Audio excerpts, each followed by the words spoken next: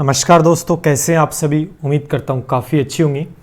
दोस्तों आज की जो ये क्लास रहने वाली है ये दोस्तों रिकॉर्डेड क्लास रहेगी, क्योंकि मैंने आपको बोला था 2 दिन का, बट बीच में काम बना नहीं था, इस वजह से मैं लाइव कल मैंने ले ली थी और आज थोड़ा सा काम है, इसी वजह से लाइव नहीं ले पाऊँगा। बट क्लास है वो दोस्तों आपको रेगुलर बेस पे मिलती रहेगी। तो आज की जो क्लास दोस्तों क्या है, ये बिल्कुल आपकी रिकॉर्डेड रहेगी, ठीक है। ये बात आपको ध्यान में रखनी है। आज एक नया चैप्टर हम स्टार्ट कर रहे हैं। चैप्टर नहीं, ज्योमेट्री का एक पार्ट है, ज्योमेट्री का एक पार्ट है।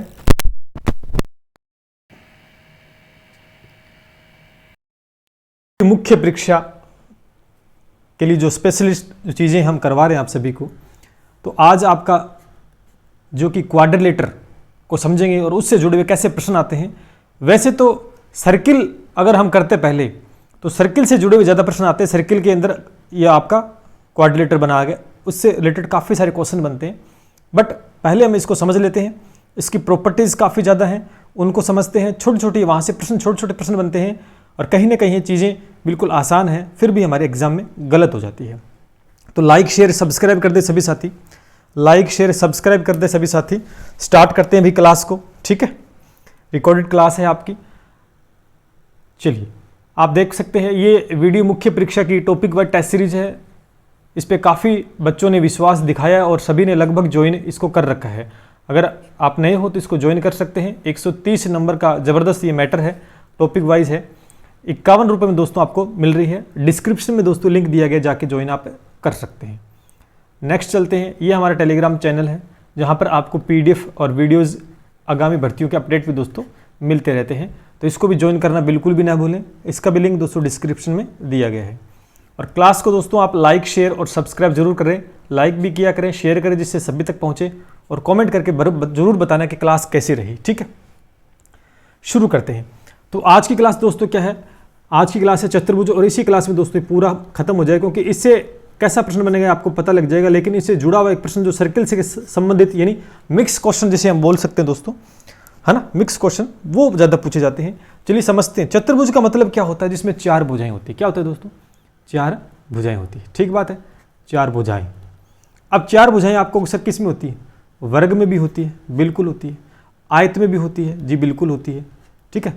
और चतुर्भुज में तो होती ही होती है ना। चतुर्भुज तो के अंदर तो क्या वर्ग भी एक चतुर्भुज है, क्या आयत भी एक चतुर्भुज है, बिल्कुल। 4 भुजाओं से घिरी हुई आकृति है ना, 4 भुजाएं हैं, तो उसे हम चतुर्भुज बोल सकते हैं। चतुर का मतलब दोस्तों 4 और भुज का मतलब दोस्तों भुजा। इसका मतलब दोस्तों यही होता है। तो अब हम क्या करेंगे, पहले वर्ग है, आयत है, इनको भी डिस्कस करेंगे साथ साथ, क्योंकि इनकी प्रॉपर्टीज है। इनके क्षेत्रफल से रिलेटेड प्रश्न आपका मेंसुरेशन में पूछा जाता है, और इनकी प्रॉपर्टी से संबंधित प्रश्न दोस्तों आपका पूछा जाता है ज्योमेट्री के पार्ट में। अब वर्ग, आयत, इनकी छोटी छोटी प्रॉपर्टीज आपको विशेष ध्यान रखनी, क्योंकि उनका ही हम फायदा उठा के क्वेश्चंस को कर पाएंगे। और उसके बाद में हम चतुर्भुज को डिस्कस करेंगे। तो चलिए सबसे पहले हम जो डिस्कस कर रहे हैं वो आयत को डिस्कस करें। किसको करेंगे, आयत को। आयत बेसिकली क्या होता है आप सभी को पता है कि वह चतुर्भुज, एक तरीके से चतुर्भुज ही दोस्तों आयत होता है, क्योंकि 4 भुजाएं होती है। एक वह चतुर्भुज जिसमें सम्मुख भुजाएं समांतर होती है। समांतर का मतलब 2 भुजाओं को आगे तक अगर बढ़ाते हैं तो एक दूसरे को प्रतिच्छेद दोस्तों नहीं करेगी, ठीक है। और आयत में प्रत्येक कोण दोस्तों क्या होता है, 90 डिग्री का होता है।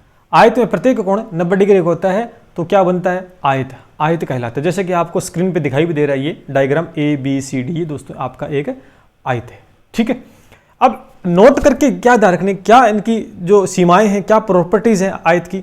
सबसे पहले देखें कि आयत की सम्मुख भुजाएं बराबर होती है। आप देख सकते हैं कि आयत की सम्मुख भुजाएं क्या होती है दोस्तों, बराबर होती है।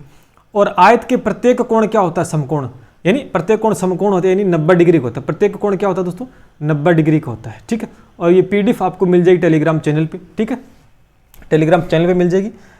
तो सबसे पहले क्या थी कि आयत के सम्मुख भुजाएं बराबर होती हैं। दूसरा है आयत के प्रत्येक कोण समकोण होता है। उसके बाद तीसरी प्रॉपर्टी क्या है कि आयत के विकिरण, कितने विकिरण होते हैं, 2 विकिरण होते हैं, आपस में समद्विभाजित करते हैं। क्या करते हैं, समद्विभाजित का मतलब बराबर बराबर, यानी ये इतना भाग इस इतने भाग के, अगर इसको O केंद्र मान लेता हूं तो बराबर होगा, यानी बराबर बराबर भागों में दोस्तों डिवाइड कर देंगे एक दूसरे को, ठीक है।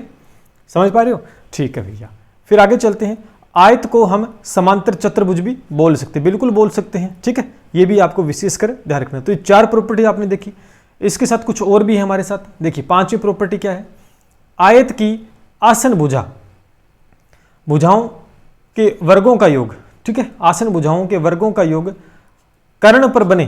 देखिए ये त्रिभुज का क्या है, अगर मैं मार्केट चेंज करूं यहां पर आपको बताऊं मैं, देखिए ये क्या है आपका, ये दोस्तों कर्ण, ठीक है, एक तरीके से विकिरण है लेकिन इसके अंदर कर्ण का काम कर रहा है। कर्ण पर एक बने वर्ग के बराबर होता है, तो आप देख सकते हैं ये क्या दोस्तों, वर्ग हो गया, वर्ग के क्षेत्र बराबर होता है। तो यहां पे देखेंगे आप ए बी का स्क्वायर बराबर प्लस में क्या आएगा, ए डी का स्क्वायर, ए बी स्क्वायर ये वाली A B and A D का स्क्वायर बराबर दोस्तों क्या आ जाएगा आपका, बी डी का स्क्वायर। आप देख सकते हैं बी डी, यानी इसमें क्या थ्योरम लग गई दोस्तों, पाइथागोरस थ्योरम से हम इसको इस प्रकार लिख सकते हैं। यानी ये क्या कह रहा है कि आयत की आसन भुजाओं के वर्गों का योग जो होता है, आसन भुजाओं के जो वर्गों का योग होता है वो कर्ण पर बने वर्ग के बराबर दोस्तों होता है। ये विशेष आपको ध्यान रखना है, ठीक बात है। चलिए नेक्स्ट क्या प्रॉपर्टी है, नेक्स्ट आपके सामने है, कह रहा है कि आयत की भुजाओं के मध्य बिंदु को मिलाने से समचतुर्भुज का निर्माण होता है। अब दोस्तों ये जो पी क्यू है ये क्या है, मध्य बिंदु है, क्या है, मध्य बिंदु है। इसी प्रकार से दोस्तों ये भी मध्य बिंदु है, इसी प्रकार से ये भी सेंटर पॉइंट है, ये भी सेंटर पॉइंट है। अब इनसे जो आकृति बनती है इनको मिलाने पर एक चतुर्भुज का निर्माण होता है। तो दोस्तों ये क्या कहलाता है, ये आपका समचतुर्भुज कहलाता है, जिसकी चारों भुजाएं समान होती है, समचतुर्भुज, ठीक है। ये प्रॉपर्टी छोटी छोटी है क्योंकि सीधा सीधा प्रश्न पूछ सकता है, ऐसा प्रश्न क्वेश्चन आ गया कि आयत की भुजाओं के मध्य बिंदुओं को मिलाने वाला कौन सा चतुर्भुज का निर्माण होता है, ए बी सी डी, समचतुर्भुज, समलंब चतुर्भुज या समांतर चतुर्भुज, चार ऑप्शन आपको दे देगा। तो आपका उत्तर वहां पर क्या होना चाहिए था, वहां आपका उत्तर दोस्तों क्या होना चाहिए था, वहां समचतुर्भुज आपका उत्तर होगा, ठीक बात है।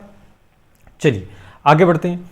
नेक्स्ट देखिए ये थी आयत की प्रॉपर्टीज। आयत की कितनी पढ़ी, 6 प्रॉपर्टी हमने पढ़ी, एक बार दोबारा रिवाइज कर लेते हैं। क्या कह रहा है कि वह आयत क्या होता है, आपने 4 भुजाएं होती है, सम्मुख भुजाएं समांतर होती हैं, प्रत्येक कोण 90 डिग्री का होता है, ठीक है भाई।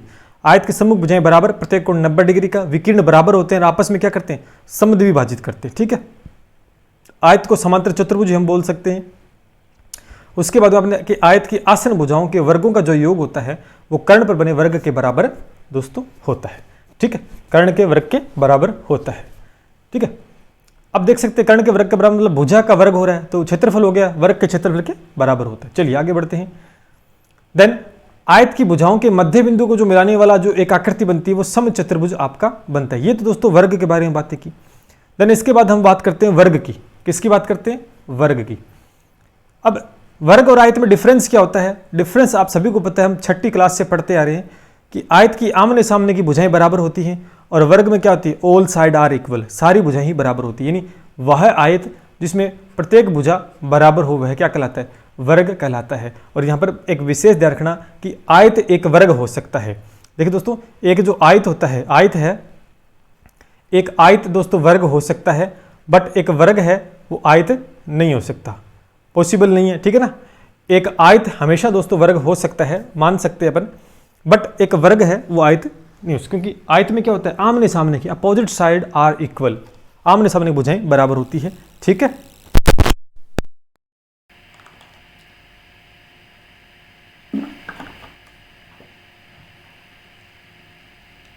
अब इसकी प्रॉपर्टीज हम क्या है, प्रॉपर्टीज मार्कर चेंज कर लेता हूं मैं। पहला कि वर्ग की सभी भुजाएं बराबर होती है, यानी ये भुजा ए बी भुजा बी सी सारी भुजाएं बराबर होती है, ठीक है। प्रत्येक कोण समकोण होता है, बिल्कुल, जो कि आयत में भी था, प्रत्येक कोण 90 डिग्री का होता है, आप सभी को पता है, और सभी का योग हो गया 360 डिग्री हो गया। वर्ग के विकिरण एक दूसरे को समकोण पर कितने डिग्री पर, समकोण पर समद्विभाजित। अब देखो एक डिफरेंस आपने देखा कि आयत के अंदर समद्विभाजित भी कर रहे थे विकिरण, लेकिन समकोण पर नहीं कर रहे थे। अगर मैं आपको दिखाऊं एक बार के लिए दिखाऊं पीछे जाकर, तो आप देख सकते हैं यहां पर इसकी देखो, ये रहा, आयत के विकिरण बराबर होते हैं, आयत के विकिरण बराबर होते हैं और आपस में समद्विभाजित करते हैं, न कि समकोण पर करते हैं। बट वर्ग में क्या है, ये छोटी छोटी बातें दोस्तों आपको ध्यान रखनी है, ठीक है। वर्ग में विकिरण एक दूसरे को समकोण पर बराबर क्या करते हैं, समकोण पर समद्विभाजित, यानी यहां पर जो बनेगा, यहां पर जो एंगल बनेगा ये 90 डिग्री का दोस्तों बनेगा, इस प्रकार से 90 डिग्री का एंगल बनेगा और बराबर भागों में दोस्तों बांट रहा है, ठीक है। ये विशेष बात आपको ध्यान में रखनी है। तो ये बराबर बराबर भागों में बांट देगा इनको और समकोण पर समद्विभाजित करेगा। वर्ग को समचतुर्भुज भी कह सकते हैं, बिल्कुल कह सकते हैं। क्यों? क्योंकि समचतुर्भुज में समान चतुर्भुज मतलब सारी भुजाएं बराबर होती है, तो वर्ग को हम समचतुर्भुज का नाम भी दोस्तों दे सकते हैं। चलिए, ये बात आपको समझ में आ गई तो आगे बढ़ते हैं। लाइक शेयर दोस्तों जरूर कीजिए, सब्सक्राइब कीजिएगा चैनल को। चलिए आगे है, दूसरी प्रॉपर्टी क्या है कि वर्ग की भुजाओं के मध्य बिंदु, वर्ग की भुजाओं के मध्य बिंदु को मिलाने से प्राप्त चतुर्भुज एक वर्ग ही होता है। बहुत अच्छी बात है कि ये जो है आपका, ये क्या है? मध्य बिंदु है। क्या है दोस्तों? मध्य बिंदु है। अब आयत में क्या था, एक बार बता दूं, आयत का बता देता हूं आपको। देखो आयत में क्या था कि मध्य बिंदु है तो क्या बनता है? समचतुर्भुज का निर्माण होता है। आयत की भुजाओं के मध्य बिंदु को मिलाने से समचतुर्भुज का निर्माण होता है, जबकि इसमें क्या होता है? एक वर्ग का निर्माण ही होगा। ये भी एक दोस्तों क्या हो जाएगा? वर्ग ही हो जाएगा। ठीक है, और वर्ग का निर्माण होता है। ठीक है, चलिए आगे बढ़ते हैं इसी के साथ में। अब ये थी वर्ग तक, हमने अभी तक आयत को अच्छे से पढ़ा, उसके बाद में हमने वर्ग को भी बहुत अच्छे से कवर कर लिया है। अब हम चलते हैं आगे। आगे क्या है? समचतुर्भुज। किसकी बात कर रहे हैं? समचतुर्भुज की हम बात कर रहे हैं। समचतुर्भुज क्या है कि वह चतुर्भुज जिसकी सभी भुजाएं क्या होती हैं? बराबर होती हैं। बिल्कुल ठीक बात है, सभी भुजाएं, ये भुजा बराबर होती है। तो पहली प्रॉपर्टीज क्या है? और इनको ध्यान रखना क्योंकि प्रश्न लैंग्वेज से ज्यादा पूछा जाता है यहाँ से। समचतुर्भुज सभी भुजाएं बराबर, ठीक बात हमने देख ली। सम्मुख कोण भी दोस्तों बराबर होते हैं, यानी आमने सामने के कोण भी। सम्मुख कोण का मतलब होता है ये कोण ए बराबर कोण ये सी, कोण ए बराबर कोण सी, और कोण बी बराबर दोस्तों कोण डी। ये क्या? सम्मुख कोण दोस्तों होते हैं। समचतुर्भुज सम्मुख कोण बराबर होते हैं। उसके बाद समचतुर्भुज के विकिरण है एक दूसरे को समकोण पर समद्विभाजित।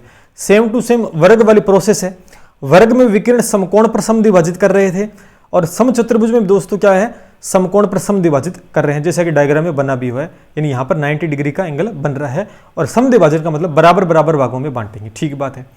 एक वर्ग है, एक आयत है, वो एक समचतुर्भुज भी दोस्तों हो सकता है। ठीक बात है।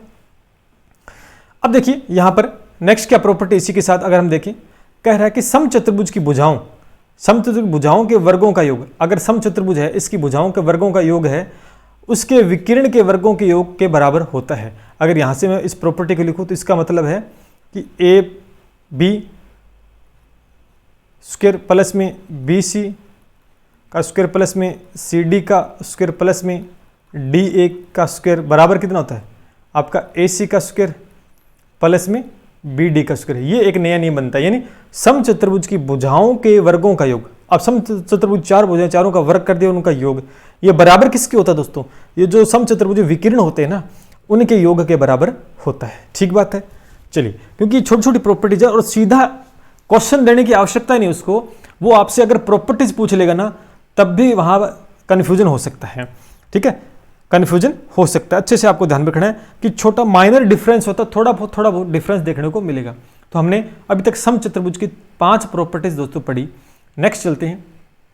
तो समचतुर्भुज में आपको इन 5 को विशेष कर ध्यान रखना। देखो जो important exam point of view से वो मैंने रखी है आपके सामने। चलिए अगला है समलंब चतुर्भुज। समलंब देखिए क्या विशेषता है? विशेषता है इसकी कि वह चतुर्भुज जिसमें सम्मुख भुजाओं का एक जोड़ा समांतर होता है। आप देख सकते हैं कि ए बी भुजा है वो डी सी के समांतर, यानी ए बी भुजा है वो समांतर किसके है? सी डी की। यानी एक भुजा का जोड़ा हमेशा समांतर होगा समलंब चतुर्भुज में। बात समझ में आ रही है?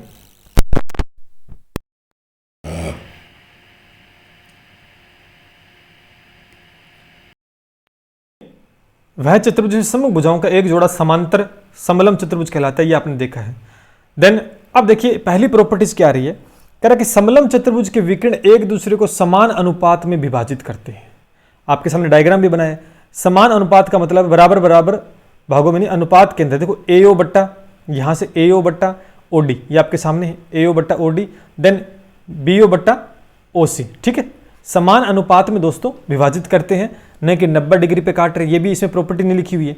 पहली प्रॉपर्टी के अनुसार तो ये बात हमें ध्यान रखनी है कि समलंब चतुर्भुज के जो विकिरण हैं वो एक दूसरे को समान अनुपात में, किसमें? समान अनुपात में दोस्तों विभाजित करते हैं। ठीक है, दोनों बराबर होते हैं अनुपात के अंदर।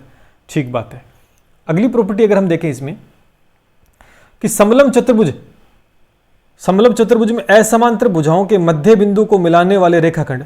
अब असमांतर भुजा तो देखो समांतर तो कौन सी? A B. समांतर तो दोस्तों होगी ए बी समांतर है सी डी की, ये तो समांतर भुजाएं होगी। और असमांतर कौन सी हो गई है? आपकी ए सी और बी डी। कह रहे हैं इनका मध्य बिंदु, ये क्या है? एफ इसका मध्य बिंदु है। क्या दोस्तों? मध्य बिंदु है। बात समझ पा रही?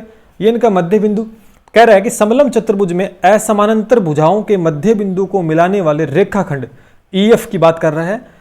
रेखाखंड की लंबाई समांतर भुजाओं के जोड़ की आधी होती है। यानी जो EF की लंबाई है, यानी जो EF की लंबाई है, देखो आधी किसकी होती है? जो समांतर भुजाएं है ना AB प्लस में CD, इनका जोड़ करना और उसका आधा कर देंगे तो EF के बराबर आ जाएगा। तो ये विशेष आपको देखो क्योंकि इन प्रॉपर्टीज का सीधा सीधा हम यूज करने वाले हैं क्वेश्चंस में। ठीक है, बात समझ में आ गई इतनी?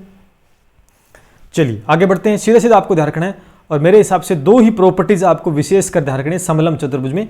पहली तो क्या रखनी कि विकिरण एक दूसरे को समान अनुपात में विभाजित करते हैं।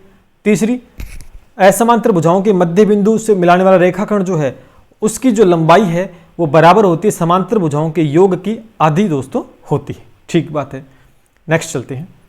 चलिए समांतर चतुर्भुज की बात आ रही है।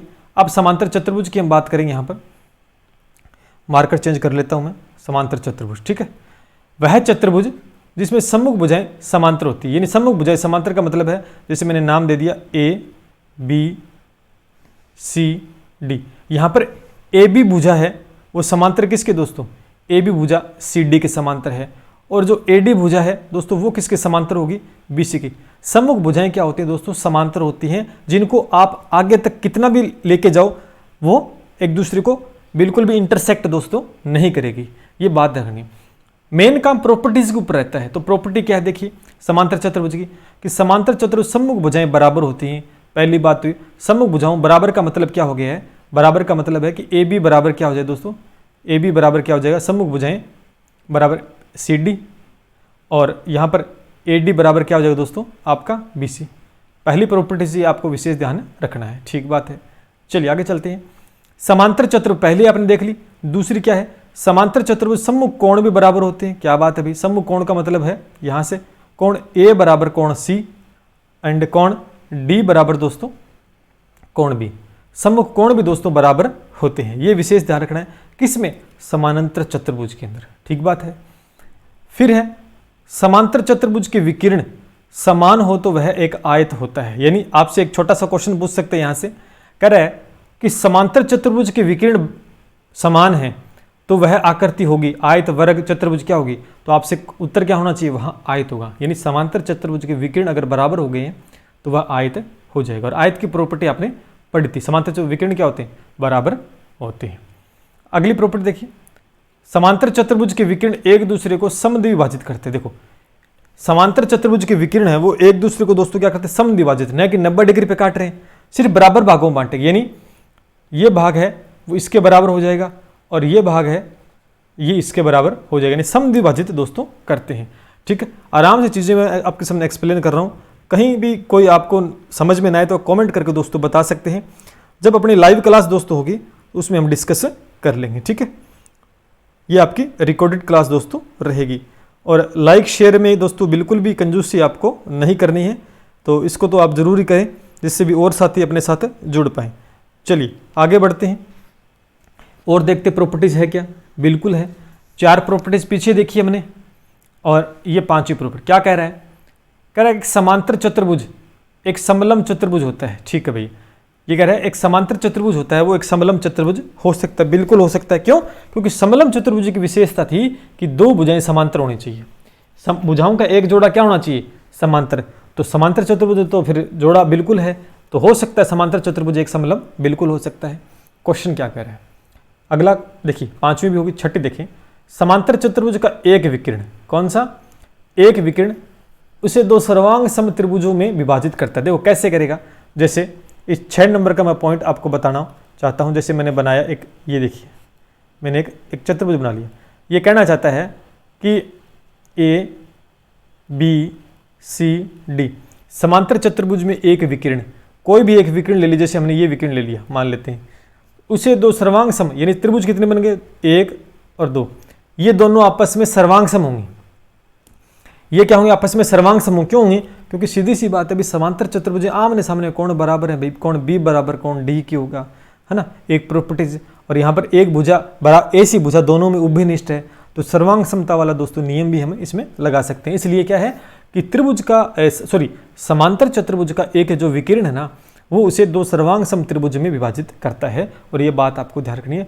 प्रूफ भी दोस्तों इसको कर सकते हैं, सामने आपको दिखाई दे रहा है, क्योंकि समांतर चतुर्भुज जब बात है तो आमने सामने कोण बराबर हो रहे हैं। भुजा भी दोस्तों दोनों में AC है, वो कॉमन आ रही है। आगे चलते हैं। कह रहा कि समांतर चतुर्भुज के दो कर्मागत कोणों का योग 180 डिग्री। अब कर्मागत कोण से कौन से होते हैं? कर्मागत का जैसे हमने बनाया, मैं 7 नंबर पॉइंट का डायग्राम अगर बताऊं आपको, देखो 7 नंबर पॉइंट का अगर डायग्राम बनाऊं यहाँ पर, देखिए एक तरीके से, तो कर्मागत कोण का मतलब दोस्तों ये हो गया ABCD। ये कोण जो एक, ये कोण और ये कोण कर्मागत है, कोण 1 और कोण 2, इनका योग दोस्तों क्या होगा? 180 हो जाएगा। इसी प्रकार से दोस्तों कोण ये वाला हो जाएगा, इसका भी 180 हो जाएगा, है ना। ये हो गए 3 4, तो हम कह सकते हैं कोण 1 प्लस कोण 2 बराबर भी 180, 3 प्लस 4 भी 180, 1 प्लस 3 भी 180 और 2 प्लस 4 भी दोस्तों 180 होगा। ठीक है, हो जाएगा। यानी मैं लिख सकता हूं कि कोण 1 प्लस कोण 2 बराबर 180 कह सकते हैं, कोण 3 प्लस कोण 4 हम 180 कह सकते हैं, और कोण 1 प्लस कोण 3 भी दोस्तों हम कह सकते हैं 180 है, और हम कह सकते हैं कोण 2 प्लस कोण 4 बराबर 180, ये भी दोस्तों में बोल सकते हैं। ठीक है, तो ये भी आपको ध्यान रखना है विशेषकर, क्योंकि इनका भी प्रयोग हमें करेंगे। ठीक बात है, समझ में आ रही अच्छे से? तो लाइक करते जाए सेशन को, और एक बार मैं पानी पी लेता हूं।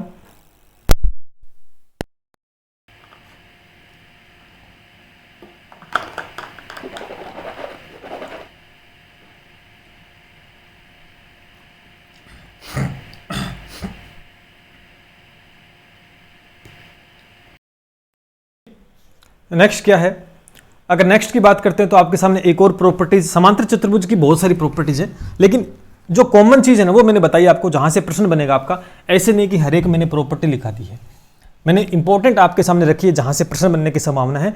बट चतुर्भुज से है ना प्रश्न न बनकर लैंग्वेज से प्रश्न पूछा जाएगा। जो मैंने प्रॉपर्टीज आपको लिखाई ना, सीधा सीधा एक लैंग्वेज पूछ लेगा, और जब प्रॉपर्टीज याद नहीं है तो फिर आंसर भी गलत हो सकता है। क्वेश्चन करवाने की जरूरत नहीं, क्वेश्चन तो इनके प्रॉपर्टीज से भी दोस्तों बन सकते हैं, है ना।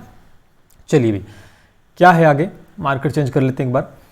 9 नंबर है, एक ही आधार पर, देखो आधार का मतलब एक ही आधार पर एक ही समांतर रेखाओं के बीच समांतर चतुर्भुज के क्षेत्रफल में बराबर होते हैं। ठीक बात है।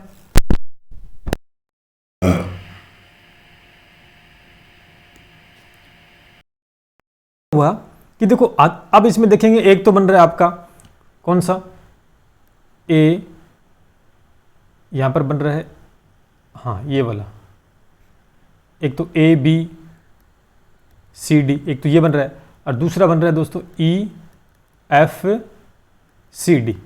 ठीक है, इनका आधार अगर देखेंगे तो आधार तो बिल्कुल ये देखिए आधार दोनों में बराबर है ना। कह रहा है कि एक ही आधार और एक ही समांतर रेखाओं के बीच स्थित समांतर चतुर्भुज क्षेत्रफल में बराबर होते हैं। तो इसका मतलब है कि इसका क्षेत्रफल, एक मिनट इरेजर कर लेता हूं मैं इसको, इसका क्षेत्रफल और इसका क्षेत्रफल क्या होंगे? बराबर होंगे। क्या होंगे दोस्तों? बराबर होंगे। यही तो बात इसने बोली है, और सीधा सीधा में इस प्रॉपर्टीज को ध्यान में रखना है। ठीक बात। अभी अगली देखें, करके समांतर चतुर्भुज किन्हीं दो कर्मागत कोणों के अर्धक, दो कर्मागत कोणों का मतलब देखिए, ये कर्मागत कोण ये रहा, कोण A ये रहा, कोण B ये रहा, कर्मागत यही हो गया जिनका योग 180 डिग्री होता है। अभी मैंने बताया था। ये कह रहा है कि दो कर्मागत कोणों के अर्धक, अर्धक का मतलब देखो कोण को बराबर भागों में बांटना, जो कि रेखा कौन सी AP है एक तो, और B कोण का कोण है PB, समकोण पर प्रतिच्छेद करती है। यानी ये इस बिंदु पर काट रहे, तो इसका मतलब यहां पर क्या बनेगा? 90 डिग्री का एंगल बनेगा। कितने डिग्री का? 90 डिग्री का एंगल बनेगा। तो याद रखना कि समांतर चतुर्भुज किन्हीं दो कर्मागत कोणों के अर्धक समकोण पर प्रतिच्छेद करते हैं। और प्रश्न भी यहां से सीधा ऐसा ही बन सकता है, क्वेश्चन भी दोस्तों ऐसा ही बन सकता है। अगर आपसे पूछ लिया कि बताइए भाई समांतर चतुर्भुज में किन्हीं दो कर्मागत कोणों के अर्धक किस कोण पर प्रतिच्छेद करते हैं, तो आपका उत्तर क्या होना चाहिए? समकोण। आप कैसे बता पाओगे? जब आपको ये प्रॉपर्टीज दोस्तों पता होंगी, अदरवाइज फिर आप आंसर नहीं दे पाओगे। ठीक बात है। चलिए आगे बढ़ते। यहां तक अगर आपको समझ में आ गया तो थम्स अप करके कमेंट करके बताते जाइएगा। रिकॉर्डेड क्लास है, लाइव नहीं है। नेक्स्ट टाइम हम लाइव करेंगे। मैंने आपको बताया 2 दिन रिकॉर्डेड है, तो कल जो काम करना था वो हुआ नहीं, इस वजह से लाइव कर पाया मैं। देन आज थोड़ा सा काम है, इसी वजह से रिकॉर्ड रहेगी ये क्लास। नेक्स्ट चलते हैं। एक और प्रॉपर्टीज आपके सामने है समांतर चतुर्भुज की। कह रहा है कि किसी चतुर्भुज की क्रमागत भुजाओं के मध्य बिंदु, अब देखो ये क्या है दोस्तों, मध्य बिंदु। क्या है? मध्य बिंदु, बीच में जो बना हुआ है मध्य बिंदु को मिलाने से बना चतुर्भुज क्या होता है? समांतर चतुर्भुज ही होता है। यानी किसी चतुर्भुज की कोई भी चतुर्भुज है उसके मध्य बिंदु, ये समांतर चतुर्भुज नहीं है, ये चतुर्भुज है सिंपल, लेकिन क्रमागत भुजाओं का जो मध्य बिंदु है इनको मिलाते हैं तो ये जो बन रहा है ये दोस्तों रेड कलर के अंदर, ये आपका समांतर चतुर्भुज है। क्या है? समांतर चतुर्भुज का निर्माण होता है। अब देखो क्वेश्चन जो इतनी मैंने आपके सामने प्रॉपर्टी जो रखी ना, ये सारे क्वेश्चन ही हैं। अगर आपको यहां से फंसाना चाहे एग्जामिनर तो यहां से प्रॉपर्टीज के बारे में पूछ सकता है। तो यानी क्वेश्चन अलग से कराने की आवश्यकता नहीं है इन प्रॉपर्टीज को लेकर कि भी लिख के बताऊं। एक दो क्वेश्चन बता दूंगा कैसा पूछा जाएगा, बट आपको इनको ध्यान रखना बहुत जरूरी है क्योंकि इस टॉपिक से लैंग्वेज का क्वेश्चन बनने की संभावना ज्यादा रहेगी। आगे चलते हैं, एक नोट करके मैंने इसमें लिखा है, नोट करके कह रहा है कि चक्री चतुर्भुज के सम्मुख कोणों का योग 180। देखो चक्री चतुर्भुज का जो पार्ट है ना वो एक सर्किल से जुड़ा हुआ है, लेकिन ये कहीं ना कहीं इसमें काम आएगा, थोड़ा सा बता देता हूं। तो ध्यान रखना, चक्री चतुर्भुज का मतलब होता है ये एक वृत्त हो गया और इस वृत्त के अंदर एक चतुर्भुज हमने बना दिया तो इसको हम चक्री चतुर्भुज बोलते हैं। और इनके सम्मुख कोण है ये वाला, इनका योग 180 डिग्री होता है, इनका योग 180 डिग्री होता है, इसको ध्यान में रखना है। ठीक बात है। तो ये थी अपनी आज तक की जो प्रॉपर्टीज हमने पढ़ी है, आयत की, वर्ग की, समांतर चतुर्भुज, समलंब चतुर्भुज की, समलंब की, समचतुर्भुज सारी आ गई। क्वाड्रिलेटर आपने देख लिया। पहला काम आपका ये रहेगा सबसे इंपॉर्टेंट कि जितनी मैंने आपको ये राइट करके दिए प्रॉपर्टीज, इनको आप टू द पॉइंट याद रखेंगे। ठीक है, याद रखें क्योंकि क्वेश्चन है वो यहीं से बनने की ज्यादा संभावना है।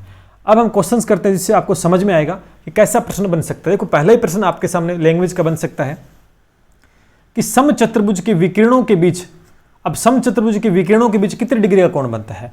अगर आपको प्रॉपर्टी नहीं पता होती ना तो शायद इसका आंसर आप नहीं दे पाते, है ना। जब पता ही नहीं है फिर तुक्का, या तो आप तुक्का मारते, है ना, तुक्के से सही होता है या तो आपका, ठीक है, या तो तुक्के से ही होता है या फिर आपको पता होता है या फिर पता ही नहीं होता आपको। तो समचतुर्भुज में मैंने बताया था प्रॉपर्टी कि 90 डिग्री पर विकिरण है, वो 90 डिग्री पर काटते हैं तो आपका उत्तर क्या हो जाता? बी हो जाता। ठीक बात है। चलिए आगे बढ़ते हैं। अगला है कि आयत की विकिरण की लंबाई। देखो इस प्रकार के प्रश्न बन सकते हैं कि आयत के विकिरण लंबाई में क्या होते हैं, समान होते हैं, असमान होते हैं, दोनों या नॉन होते हैं। तो हमने सबसे पहले पढ़ा कि आयत के जो विकिरण होते हैं वो समद्विभाजित करते हैं और इस लंबाई में समान होते हैं। तो उत्तर क्या हो जाएगा? ए ऑप्शन आपका हो जाएगा। नेक्स्ट देखिए, एक समलंब चतुर्भुज का क्षेत्रफल आपसे पूछा गया है। एक समलंब चतुर्भुज का क्षेत्रफल आपसे पूछा गया है। यहां पर ये भुजा जो हमें दे रखी है कि ए बी सी डी, तो यहां पर ये भुजा हमें ए दे रखी है और नीचे वाली बी दे रखी है और ये जो ऊंचाई दे रखी है वो एच दे रखी है। अब इसका क्षेत्रफल का सूत्र क्या होता है? वैसे तो मेंशुरेशन में करवाता मैं इसको, लेकिन इसी में भी कई बार पूछा जाता है। तो समलंब, ध्यान रखना कि समलंब चतुर्भुज का जो क्षेत्रफल होता है, लिखा देता हूं, का जो क्षेत्रफल होता है, वैसे आपको याद होगा कि 1/2 समांतर भुजाओं का योग। किसका? समांतर भुजाओं का योग, और मल्टीपल में क्या आएगा? इनटू में एच आएगा। अब समांतर भुजाएं मैंने बताया समलंब चतुर्भुज में क्या विशेषता रहती है कि भुजा का एक जोड़ा है वो समांतर होता है। तो यहां पर 1/2 समांतर भुजा है ए, देखो ए बी और सी डी, तो ए प्लस में बी और मल्टीपल में क्या था दोस्तों? एच। और ये सीधा सीधा फॉर्मूला इसने पूछा है। ऑप्शन नंबर दोस्तों आपका सी यहां पर सही हो जाएगा। ठीक बात है। चलिए आगे बढ़ते हैं। ये प्रश्न देखिए, क्वेश्चन है कि एक चक्री चतुर्भुज का एक कोण 100 डिग्री है। क्या है? एक चक्री चतुर्भुज है, उसमें एक कोण 100 डिग्री है, तो उसके सामने वाला कोण, अभी मैंने बताया था चक्री चतुर्भुज में आमने सामने के कोण का योग कितना होता है? 180 डिग्री होता है। तो एक कोण आपको दे रखा है 100, तो दूसरा कितना हो जाएगा? x मान लेते, बराबर में क्या, दोनों का योग 180, तो भैया यहां पर 80 डिग्री आ जाएगा। अब देखो कैसे चुटकी में आंसर कैसे निकाल दिया, क्योंकि हमें इसकी प्रॉपर्टीज पता है। और कई स्टूडेंट बोलते हैं सर आप ऐसे इजी क्वेश्चन है, ये कैसे? भाई इजी क्वेश्चन आपको लग रहे हैं क्योंकि आप ये चाहते हो कि एक पेज भर जाए, 2 पेज भर जाए, ऐसे क्वेश्चन आप डिमांड कर रहे हो, है ना। लैंग्वेज के क्वेश्चंस हैं, इजी नहीं है। जब पेपर में यही क्वेश्चन बन के आता है तब फिर आप गलत करके आते हो, फिर आप सही क्यों नहीं करते हो? अक्सर ऐसे प्रश्न गलत होते हैं क्योंकि आप क्या है, इन प्रश्नों पे कम ध्यान देते हो, क्योंकि बेसिक फंडा है, बेसिक चीजें याद न रख के आप क्वेश्चंस पे ज्यादा ध्यान फोकस करते हो। और क्वेश्चन के चक्कर में एग्जामिनर को पता है कि बेसिक जिसका क्लियर है वो हर चीज को बहुत अच्छे से कर पाएगा। ठीक है, चलिए आगे बढ़ते हैं। नेक्स्ट क्वेश्चन स्क्रीन पे लगा दिया है, क्या कह रहा है देखिए, 5वां क्या कह रहा है कि समांतर चतुर्भुज ABCD में x और y का मान आपको बताना है। ये चतुर्भुज आपके सामने बना और कोणों के मान दे रखे हैं। देखो ये जो इस कोण का मान दे रखा है और ये 150 डिग्री दे रखा है और इस कोण का मान इतना दे रखा है और ये दे रखा है 75 डिग्री। एक चतुर्भुज मान लेते हैं ABCD, ये आपको दे रखा है। अब देखिए समांतर चतुर्भुज की बात हो रही है, किसकी बात हो रही है? समांतर की। तो अब ये कैसे निकलेगा? आपके दिमाग में आना चाहिए समांतर चतुर्भुज में क्या होते हैं। समांतर चतुर्भुज में दोस्तों होते क्या है कि सम्मुख कोण बराबर होते हैं, है ना। सम्मुख कोण बराबर होते हैं तो इसका मतलब मैं ये कह सकता हूं कि 2x प्लस में 5y बराबर में दोस्तों 150 लिख सकता हूं, नहीं लिख सकता? बिल्कुल लिख सकता हूं। तो कह सकते हैं कि यहां से इक्वेशन फर्स्ट बनकर आ गई, ठीक बात है। इसी प्रकार से मैं कह सकता हूं कि 4x प्लस में क्या लिखूंगा, y दे रखा है तो ये बराबर दे रखा है, अच्छा 75। तो आप कह सकते हैं दोस्तों ये आपकी सेकंड आ गई है।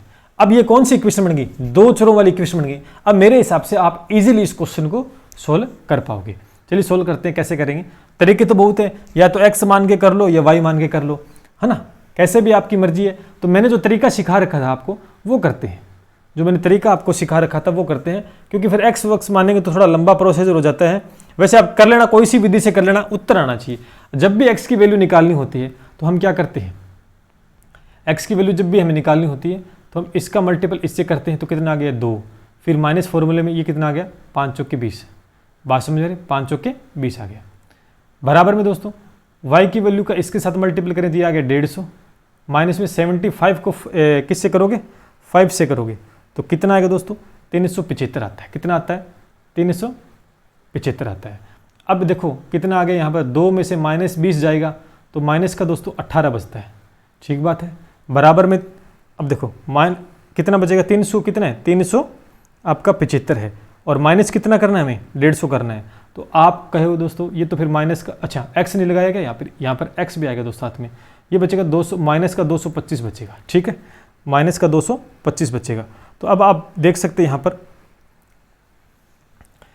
कि x की वैल्यू निकालनी है तो आप कहोगे सर माइनस से माइनस कटेगा तो 225 बट्टा कितना आएगा 18, जब भाग देंगे इसमें तो 18 एकम 18, ठीक बात है, लगभग 12.5 के आसपास इसका आंसर आएगा। तो x की वैल्यू कितनी आ गई, 12.5 आ गई है।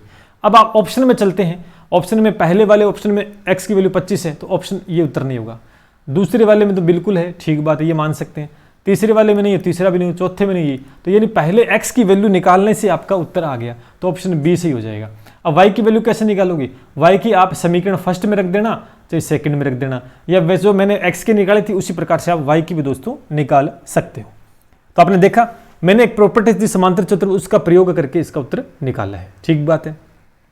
चलिए क्वेश्चन समझ में आ गया है तो थम्स अप कर देना, और अगर नहीं आया तो कमेंट कर देना, जिससे कि लाइव क्लास में हम डिस्कस कर लेंगे इसको। वैसे मेरे हिसाब से इजीली आपको समझ में आ गया है क्योंकि इसको सरल किया है। अब आप किस प्रकार से करते हुए आपके ऊपर डिपेंड है, बट तरीका बड़ा सरल सा मैंने आपके सामने रखा है।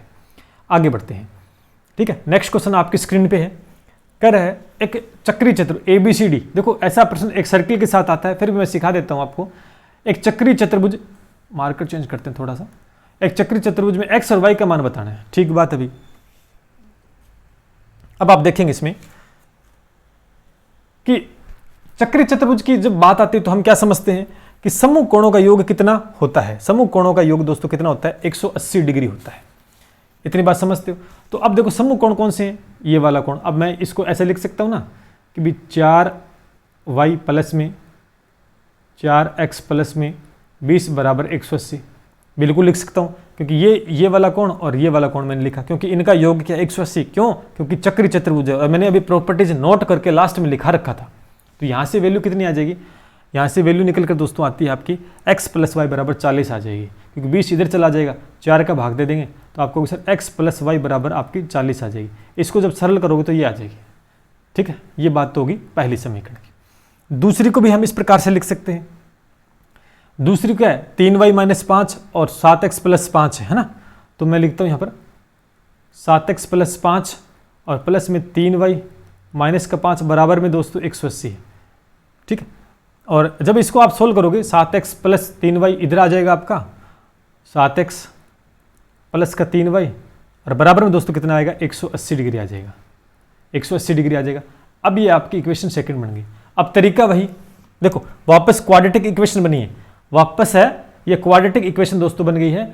अब आप वैसे ही इस क्वेश्चन को सोल्व कर सकते हैं जैसा कि पिछला क्वेश्चन हमने किया था। तो मैं ये 2 इक्वेशन बना देता हूँ आपके सामने। 9 आपके सामने 2 इक्वेशन है, आप कैसे भी करके इसका आंसर निकाल सकते हैं कि एक तो होगी x प्लस में y बराबर में 40 और एक दोस्तों आपकी 7x प्लस में 3y बराबर में दोस्तों 180।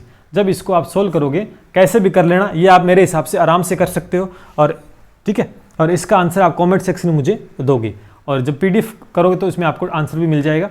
ठीक है, इसका आंसर आप इजीली निकाल लेना, मैंने तरीका आपको बता दिया है। नेक्स्ट चलते हैं। नेक्स्ट आपके स्क्रीन के ऊपर क्वेश्चन है, किसी बहुभुज में बाह्य कोणों की माप का योग कितना होता है। बहुत ही प्यारा क्वेश्चन, लगातार एग्जाम में पूछा जाता है। सिर्फ एक प्रॉपर्टीज और कुछ भी नहीं है कि किसी बहुभुज का मतलब बहुत सारी भुजाएं। देखो बहुभुज का मतलब बहुत सारी भुजाएं होती है। तो बाह्य कोणों का ये जैसे एक ये बहुभुज ले ली मैंने इस प्रकार से, ठीक है। एक मिनट, ये थोड़ा सा सही नहीं बना, थोड़ा सा इसको दूसरा बनाते हैं, थोड़ा सा कोई सा भी ले लो आप। जैसे हमने इसको लिया इस प्रकार से,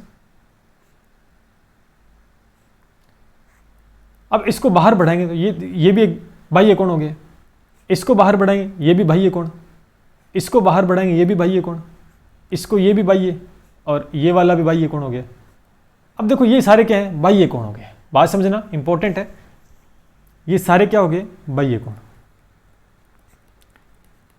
हमेशा ध्यान रखना कि किसी भी कोई भी आकृति आपको दे, कोई भी बहुभुज है, जो 4 आकृति का, चाहे वो 5 आकृति का, जो 3 आकृति का है, किसी भी बहुभुज में बाह्य कोणों की माप का हमेशा ही योग दोस्तों 360 डिग्री होता है। कितना होता है, 360 होता है।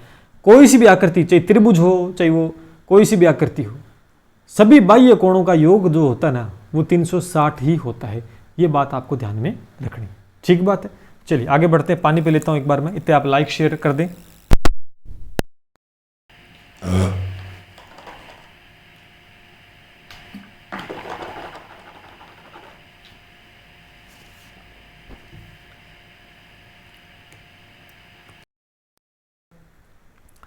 नेक्स्ट प्रश्न क्या आपके सामने कह रहा है कि किसी समांतर चतुर्भुज के विकीर्ण, आप देख सकते हैं किसी भी समांतर चतुर्भुज, एक मिनट मार्कर चेंज कर लेता हूं, किसी भी समांतर चतुर्भुज के विकीर्ण लंबाई में समान और परस्पर लंब समद्विभाजक, क्या है, लंब समद्विभाजक का मतलब हो गया लंब डालते 90 डिग्री का एंगल बनता है ना, लंब समद्विभाजक का मतलब यही होता है। तो आप देख सकते हैं कहीं ना कहीं 90 डिग्री की बात हो रही है। कह रहा है कि किसी समांतर चतुर्भुज विकीर्ण, समांतर चतुर्भुज में विकीर्ण लंबाई में समान है तथा परस्पर क्या है, लंब समद्विभाजक करते हैं, तो चतुर्भुज कौन सा हो जाएगा दोस्तों, वो आपका वर्ग हो जाएगा। क्या हो जाएगा दोस्तों, वर्ग हो जाएगा, क्योंकि वर्ग में क्या है, समकोण पर समद्विभाजित करते हैं, लंब समद्विभाजक परस्पर। ठीक है, ये बात आपको विशेष ध्यान रखनी है। चलिए आगे बढ़ते हैं। अगला प्रश्न आपके स्क्रीन के ऊपर है। अच्छा प्रश्न कह रहा है कि चतुर्भुज ABCD में भुजा BA और DC आकृति के अनुसार बढ़ा दिया इनको, तो निम्न में से कौन सा कथन सत्य है आपको बताना है।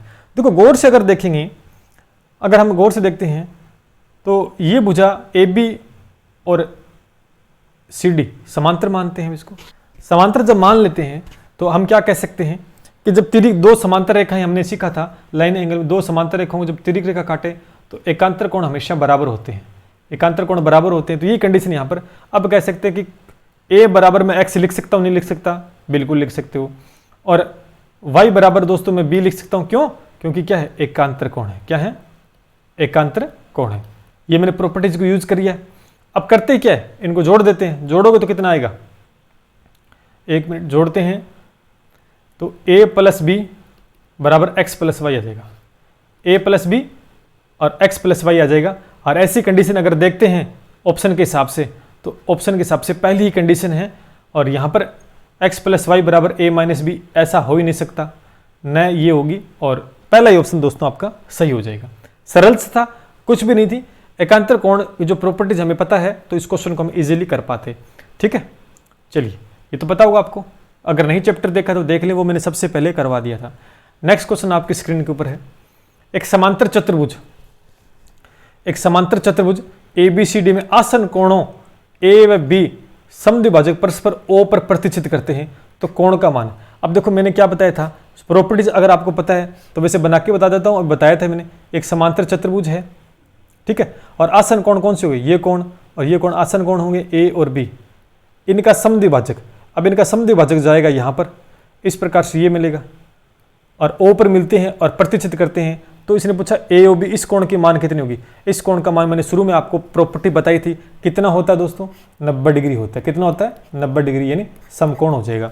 ये तो सीधा सा था, प्रॉपर्टी मैंने आपको बता रखी है, पहले लिखवा रखी है। तो अभी तो मैं कह रहा हूं कि प्रश्न बनना जरूरी नहीं है, लैंग्वेज से क्वेश्चन दोस्तों पूछा जा सकता है। चलिए अगला क्वेश्चन देखिए, अगला प्रश्न आपके स्क्रीन पे है। कह रहा है कि एक समांतर चतुर्भुज की दो भुजाएं, एक समांतर चतुर्भुज दो भुजाएं 15 सेंटीमीटर है और 10 सेंटीमीटर, ठीक बात है। 15 सेंटीमीटर लंबाई की जो भुजा है उसके संगत ऊंचाई 5 सेंटीमीटर है, और 10 सेंटीमीटर भुजा, मतलब एक समांतर चतुर्भुज हम बना ही लेते हैं। जो मैंने बनाया, ये लीजिए समांतर चतुर्भुज बना लिया, मान लेते हैं ये बनाया, ठीक है, ये बना लिया। ये ए बी सी और डी, और इसकी ऊंचाई मान लेते हैं, एक भुजा 15 सेंटीमीटर, तो मान लेते हैं ये 15 दे रखी है अपने को, और ये 10 दे रखी है, ठीक है, ये 15 दे रखी है, ये 10 दे, समांतर चतुर्भुज दो भुजाएं दे रखी है, जिसमें 15 सेंटीमीटर ना, 15 सेंटीमीटर इसके संगत जो ऊंचाई है वो यहां से होगी। संगत जो ऊंचाई है वो यहां से दोस्तों इस प्रकार से हम कह सकते हैं। 1 मिनट, ये तो सही नहीं बन रहा, लेकिन आपको ध्यान रखना है कि इसी प्रकार से ऊंचाई, ये ऊंचाई आपको दोस्तों कितनी दे रखी है, 5 सेंटीमीटर दे रखी है। और अब जो ये भुजा है 10 सेंटीमीटर वाली भुजा है, इसके संगत ऊंचाई तो फिर इस प्रकार से यहां ऐसे आएगी, ये हमको निकालनी है, ये हमें निकालनी है, ठीक है, इसको हमें निकालना है। क्वेश्चन की लैंग्वेज दोस्तों ये बात है बोल रही है, ठीक है।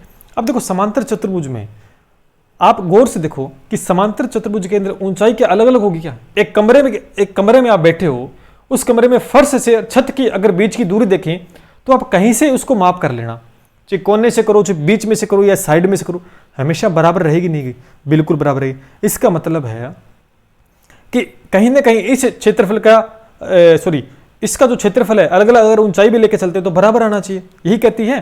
तो हम क्या करेंगे, इसका क्षेत्रफल निकालते हैं। तो लंबाई इंटू चौड़ाई होता है क्षेत्रफल, लंबाई इंटू चौड़ाई क्षेत्रफल होता है, बराबर में लंबाई इंटू चौड़ाई। 2 बार क्यों लिखा, दोनों बराबर क्यों, एक बार तो मैं आधार लेके चलता हूं, लंबाई यानी आधार और ऊंचाई, थोड़ा मैंने गलत लिख दिया, चलिए मैं वो 1 मिनट, चलिए आधार गुणा में ऊंचाई क्या होता है, आधार गुणा में ऊंचाई बराबर में आधार गुणा में दोस्तों ऊंचाई, दोनों का क्षेत्रफल बराबर होगा। क्यों, क्योंकि एक बार तो आधार में 15 लेके चलता हूं और इसके साथ ऊंचाई 5, और उसके एक आधार में 10 सेंटीमीटर और ऊंचाई h लेके चलता हूं। तो कहीं ना कहीं आपको पता है कि ऊंचाई कहीं से भी माप कर लें बराबर होगी, यानी क्षेत्रफल बराबर ही इनका आएगा, ऊंचाई से दोनों तो कहीं से लेके देख लो। तो ये कितना आ गया, 15 5 कितने होते हैं 75 बराबर में 10 गुणा में h, तो h बराबर कितना आ गया 75/10, तो आपको भी दोस्तों 7.5 आ गया। 7.5 का ऑप्शन नंबर सी है, तो सी आपका उत्तर हो जाता, ठीक है। सीधी सी प्रॉपर्टी थी कि ऊंचाई किसी कमरे में कहीं से ले लेना बराबर ही दोस्तों होती है। तो दोनों ऊंचाई को लेकर अगर हम क्षेत्रफल निकालें तो कहीं ना कहीं दोस्तों बराबर ही आते हैं। तो ये कंडीशन हमें लेकर चलनी है, और इस कंडीशन को जब लेकर चलेंगे तो दूसरी ऊंचाई ऑटोमेटिक निकल कर आ जाएगी, ठीक बात है। चलिए अगला क्वेश्चन देखिए, अगला क्वेश्चन आपकी स्क्रीन के ऊपर है, कह रहा है कि ABCD एक समांतर चतुर्भुज जिसमें CD पर AQ एक लंब है। तो हम एक समांतर चतुर्भुज बना लेते हैं सबसे पहले, जिसे हमने बनाया इस प्रकार से, ये मैंने बना लिया। तो मान लेते हैं इसका नाम हम देते हैं ABCD, ये नाम दे दिया। इसने कहा, क्वेश्चन ने क्या कहा कि CD पर मतलब इस भुजा पर AQ लंब है, तो मतलब इससे लंब डाला जाता है। देखिए ये हमने इस पर लंब डाल दिया, ठीक बात है। AQ मैंने इसका नाम AQ क्योंकि क्वेश्चन में दे रखा है तो मैंने ले लिया इसका नाम। देन क्या कर रहा है कि चतुर्भुज ABCD का क्षेत्रफल है, जो बड़े वाला त्रिभुज क्षेत्रफल है ना, वो त्रिभुज AQE, त्रिभुज कौन सा AQ, ये जो त्रिभुज बना है ना, इसका 6 गुना है। तो CQ की लंबाई कौन किसकी, इसकी लंबाई हमें बतानी है 6 सेंटीमीटर। तो OD की लंबाई बतानी, किसकी, OD की लंबाई। OD कौन सा, OD नहीं QD है, OD थोड़ी आएगा। चलिए अब देखिए कैसे करते हैं इसको। अब जो दे रखा है वो वैसे कर लेंगे। तो चतुर्भुज ABCD का क्षेत्रफल कितना होता है, चतुर्भुज ABCD का क्षेत्र, जबकि CQ हमें क्या दे रखा है, ये पूरी लाइन है C, की लंबाई 6 सेंटीमीटर सी क्यू। 1 मिनट, कितने दे रखी? सी क्यू दे रखी, यहाँ से दे रखी। 1 मिनट, इसको मैं इरेज कर लेता हूँ। देखो यहाँ से दे रखी है हमें कि लंबाई 6 सेंटीमीटर है। ठीक बात है, ये दे रखी है कि लंबाई 6 सेंटीमीटर है। तो ओडी की लंबाई, क्वेश्चन में कहीं ना कहीं गड़बड़ मुझे लगता है ना, क्वेश्चन में कहीं ना कहीं गड़बड़ हो सकती है।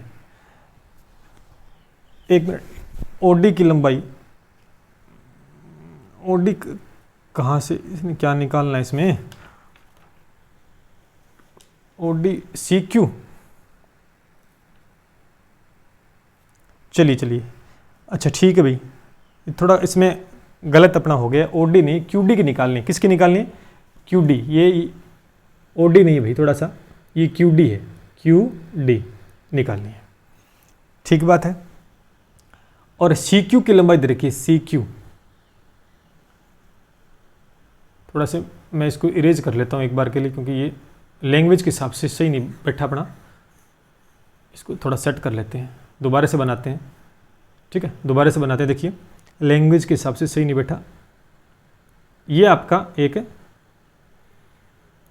चतुर्भुज हमने बना लिया। ठीक बात है, ये हो गया ए, और ये दोस्तों आपका बी, और ये आपका सी, और ये आपका डी। ठीक बात है। अब जो दे रखा है हमें वो ऊंचाई, ये लंब डाला गया इस पे, इस प्रकार से ये लंब डाल दिया, इसका नाम दे दिया क्यू। और अब जो हमें दे रखी है सी क्यू की लंबाई, देखो कितनी सी क्यू दे रखा है। अब यहाँ से ये जो लंबाई है ना, ये लंबाई, इतनी लंबाई, ये लंबाई, ये 6 सेंटीमीटर दे रखी है। बात समझे? ये 6 सेंटीमीटर में दोस्तों दे रखी है। ठीक है ना। और क्यू डी ये हमें निकालनी है, ये हमें निकालनी है। ठीक है, अब करते हैं इस क्वेश्चन को, मार्कर ले लेता हूँ। देखो हमें जो दे रखा है उसके अकॉर्डिंग लिखते हैं कि A B C D, A B C D का जो क्षेत्रफल है वो किसके बराबर दे रखा है? क्योंकि क्वेश्चन की लैंग्वेज है 6 गुणा किसका है? त्रिभुज ए बी सी, त्रिभुज ए क्यू सी का क्षेत्रफल, इसके बराबर हमें दोस्तों दे रखा है। ये मैंने नहीं लिखा, ये क्वेश्चन में दे रखा था। अब ए बी सी डी एक चतुर्भुज है, इसका क्षेत्रफल क्या होता है दोस्तों?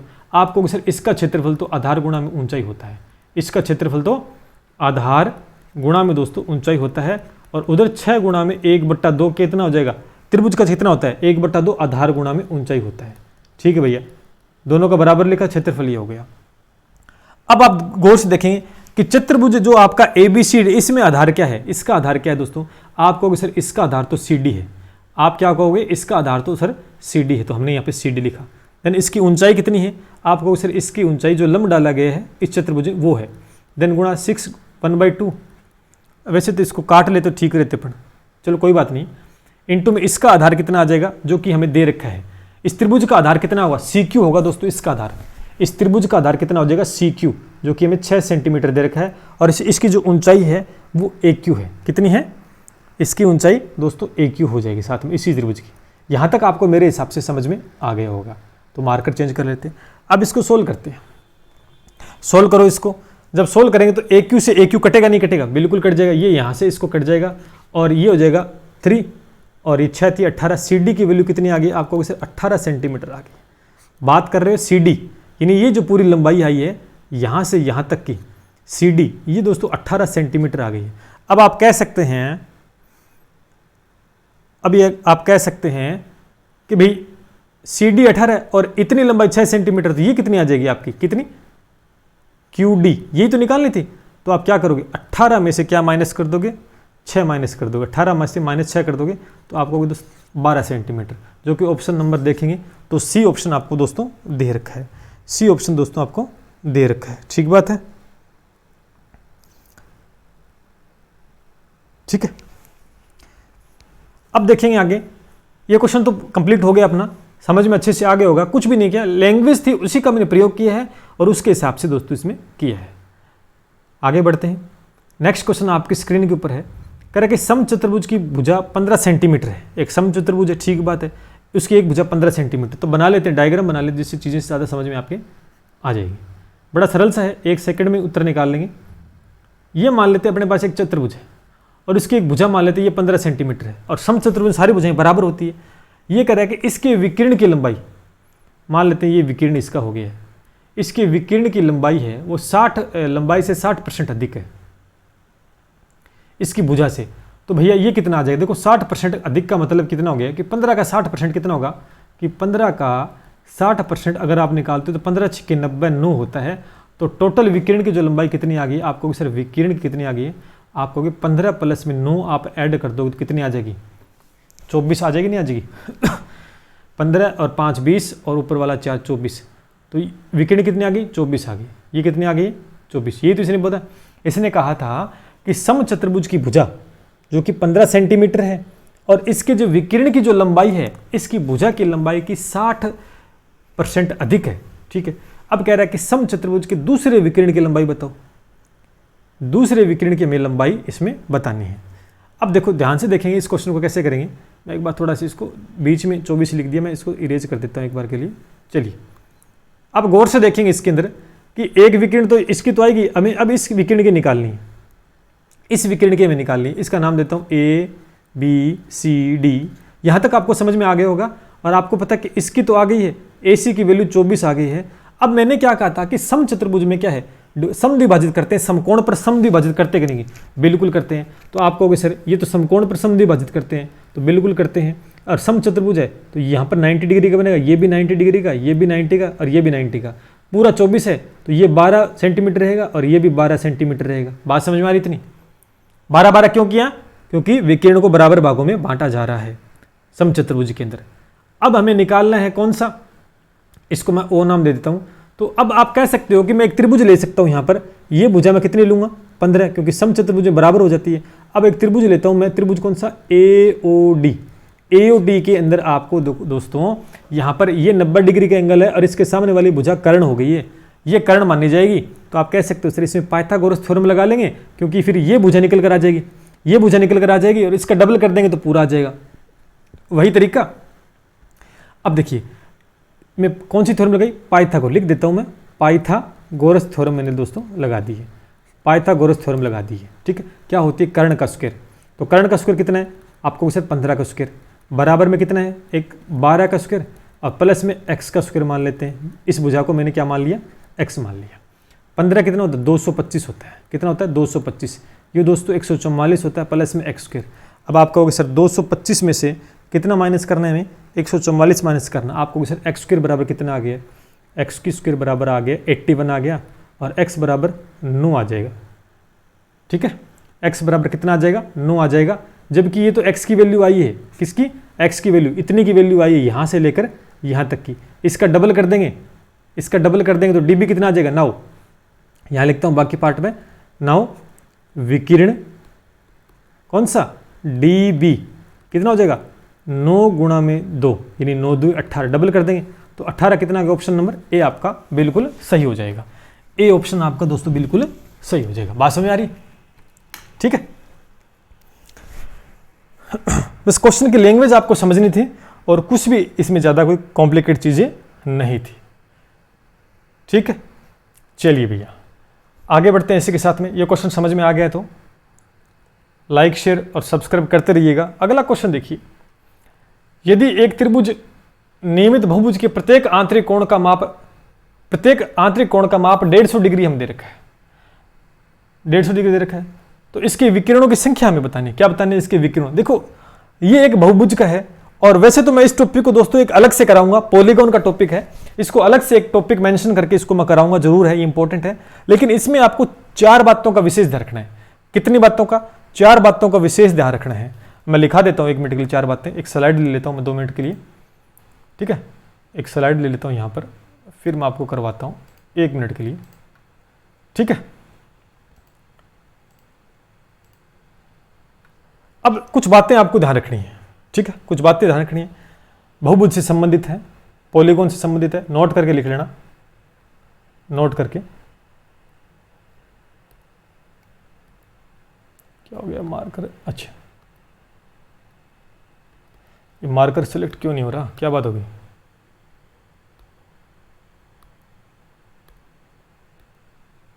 हो गया, ठीक ठीक, मैंने हेडिंग लगा दी दोस्तों। एक पॉलीगॉन से एक बार बता देता हूँ, वैसे तो मैं अलग टॉपिक कराऊंगा इसका, इसको हम पॉलीगॉन बोलते हैं और इसके क्वेश्चन लगभग दोस्तों आते हैं। इसका नाम बहुभुज, क्योंकि चतुर्भुज का एक पार्ट होता है बहुभुज, अब इसमें 4-5 बातें आपको रखनी है। पहली बात कि सम ऑफ ऑल इंटीरियर, कि सभी अंतःकोणों का योग। पहली बात है कि sum of all interior angle. Interior का मतलब दोस्तों अंतःकोण, ठीक है। इंटीरियर एंगल लिखा देता हूं। जब भी आपसे ऐसा पूछे कि सम ऑफ ऑल इंटीरियर, कि सभी अंतःकोण, किसी बहुभुज के अंदर सभी अंतःकोणों का योग आपसे पूछ ले, तो वहां पर आपको फॉर्मूला काम आता है n-2 और गुणा में दोस्तों 180, ठीक है। यह बात रखना। दूसरा मैं आपको बताऊं यहां पर, अब जब सम ऑफ ऑल इंटीरियर एंगल का जो है सम इतना आ गया, यानी सभी अंतःकोणों का योग इतना आ गया, तो ईच इंट, प्रत्येक का कितना कितना आएगा, ईच का मतलब दोस्तों प्रत्येक, each of interior angle, each of interior angle, ठीक है। यानी प्रत्येक अंतःकोण का मान जब निकालना है तो हमें कुछ नहीं करना, सेम टू सेम इसको याद रखना है और इसके नीचे हम डिवाइड कर देंगे दोस्तों n से। n है भुजा, n का मतलब दोस्तों भुजा होता है। क्या होता है, n का मतलब भुजा होता है। ये बात आपको याद होगी। इसी के साथ ये तो दोनों बात जो अंतःकोण की बात होगी, किसकी बात होगी दोस्तों, इंटीरियर एंगल का मतलब है अंतःकोण। अगर सभी अंतःकोणों का योग आपसे पूछे तो आपको ऊपर वाला फॉर्मूला लगाना है, अगर आपसे प्रत्येक अंतःकोण की वैल्यू पूछे तो नीचे वाला फॉर्मूला लगाना है। इसी के साथ दोस्तों मैं इसमें 2 बातें और लिखाता हूं। 3 नंबर एक्सटीरियर एंगल, यानी बाह्य कोण वाली, कि सम ऑफ, वैसे तो मैं अलग से कराऊंगा, एक बार क्वेश्चन करवाने अपने को तो मैं बता देता हूं। एक्सटीरियर एंगल, अगर आपसे पूछे, अच्छा ये सारा बता दें कि सम ऑफ ऑल एक्सटीरियर, अभी मैंने बताया था कि जितने भी बाह्य कोण होते हैं किसी बहुभुज में, अभी बताया कितना होता है योग उसका, 360 डिग्री होता है। अभी करवा के आऊं तो सीधा आपको ध्यान रखना है। लेकिन यहां पर जो फॉर्मूला कैसे बनेगा, जब आपसे ईच का पूछ ले, अगर आपका पूछ ले each of interior angle, sorry exterior angle, कितना, एक्सटीरियर एंगल आपसे पूछ लेता, तो फिर क्या करते, जैसा कि भाग दिया इसमें भाग देते 360 में भाग देते n का। ये 2 चीज आपको ये रखनी है। ये दोनों तो है दोस्तों किसकी, एक्सटीरियर बाह्य कोण की, और ऊपर वाली अंतःकोण की बात है। अब एक बात और ध्यान रखनी है, इंपॉर्टेंट है जो बता रहा हूं मैं, ये इंपॉर्टेंट है। एक बात और ध्यान रखनी है इसमें 5 नंबर, जो कि विकिरण संबंध है। टोटल नंबर ऑफ डायगोनल, विकिरणों की संख्या पूछ ले आपसे, किसकी, विकिरणों की संख्या पूछ ले। किसी बहुभुज में क्या पूछे, विकिरणों की संख्या पूछ ले, तो आपका फॉर्मूला होना चाहिए n-3/2।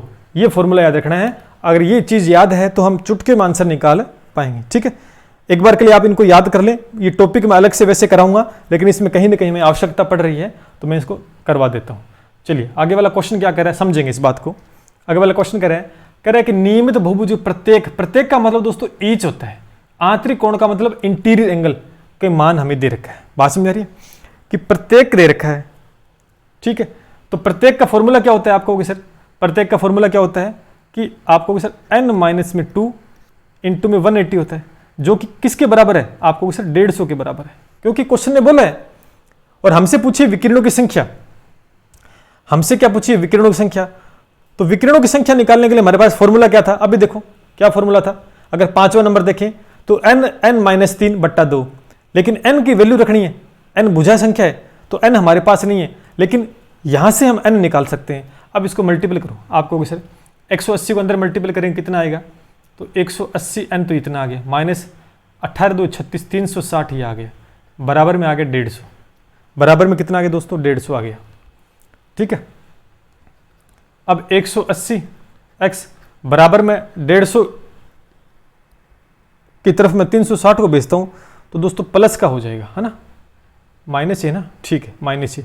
360 ऐड कर देंगे तो 510 हो जाएगा, कितना हो जाएगा आपको सर, 510 हो जाएगा।